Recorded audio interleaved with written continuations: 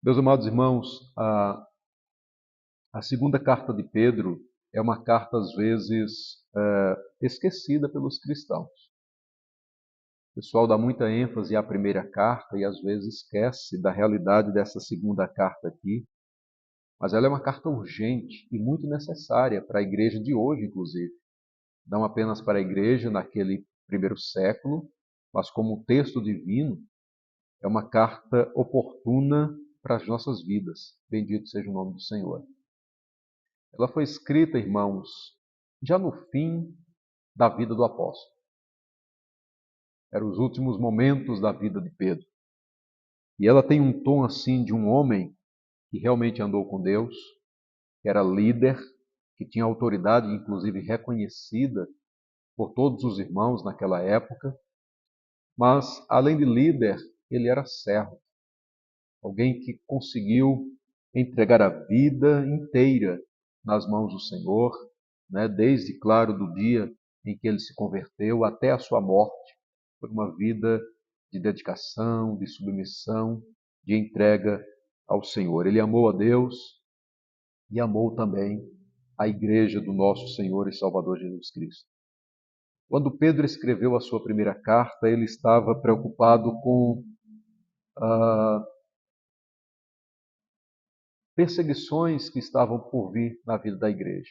Inclusive, a gente já estudou, né, a primeira carta, foram momentos edificantes para as nossas vidas.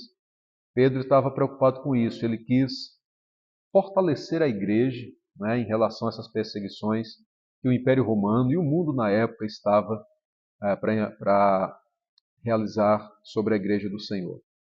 Mas aqui nessa segunda carta, Pedro ele tem um outro tema principal. Ele se preocupa com uma outra questão. Não mais com a ideia das perseguições, mas com outro perigo tão forte quanto as perseguições também, que era a questão das falsas doutrinas ou das heresias que estavam permeando a vida da igreja do nosso Senhor e Salvador Jesus Cristo.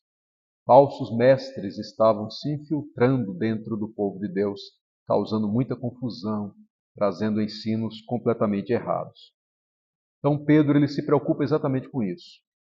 E a gente vai depois meditar bastante ao longo desses tempos aí, naquilo que Pedro falou nessa carta sobre essa questão.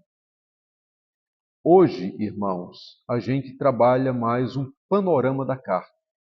A gente vai meditar um pouco sobre alguns fundamentos históricos e também teológicos que a carta apresenta.